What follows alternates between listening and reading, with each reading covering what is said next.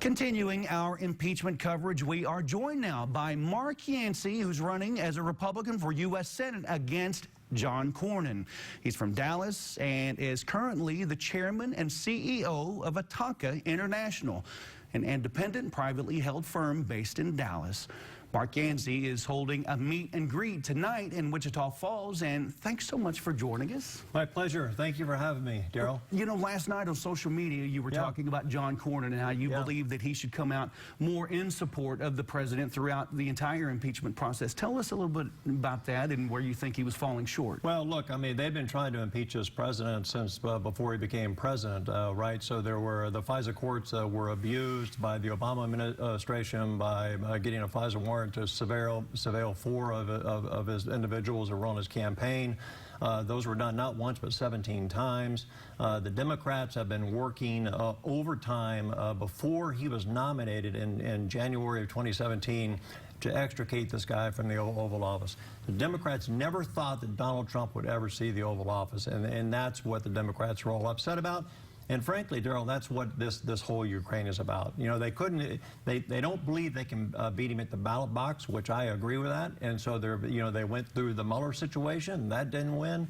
And so now they're after him through the Ukraine situation. You were saying you thought that John Cornyn could do a better job as far as supporting the president. So you know, if I'm a Texas senator, as I believe this whole thing is a hoax, and I believe it's wrong, and I believe it's partisan. When you stand up, when Speaker Pelosi stands up last night and hits the gavel and says that both the articles of impeachment have been passed, and the Democrats start laughing and clapping, you know that you've got to make this is not a bipartisan issue. You recall going back some months that Nancy Pelosi said this would only be done if it was a bipartisan issue.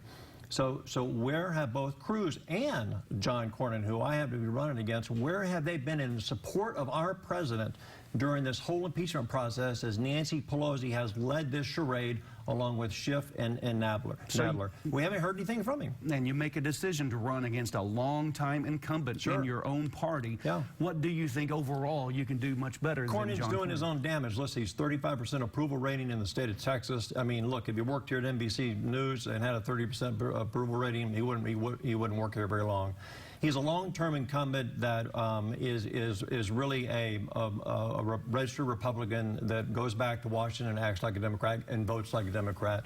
We have evidence to support that. The majority of the people in Texas, that's why his approval rating is so low, know that because his actions in Washington speak for themselves. The most recent thing in August is he voted for a $2.7 trillion spending bill with no ceiling cap that leads us into 2021.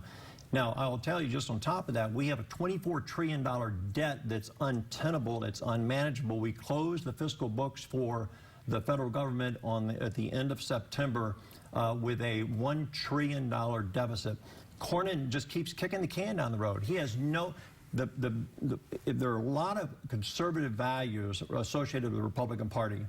John Cornyn does not stand for those. Okay. And you don't have to ask me. You can ask a lot. There's 28 million people in Texas, 16 million of them vote, and about 3 or 4 million of them are going to show up at the primaries on March 3rd. And we'll see what happens on that day. I've got a feeling that's going to be a topic of tonight's meet and greet in Wichita Falls. One of them. Yes. What else do you hope to talk about?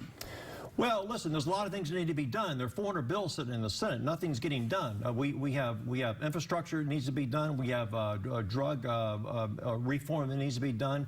People can't afford the prescription drugs. The health insurance issue in this country vis-a-vis Obamacare is an absolute disaster.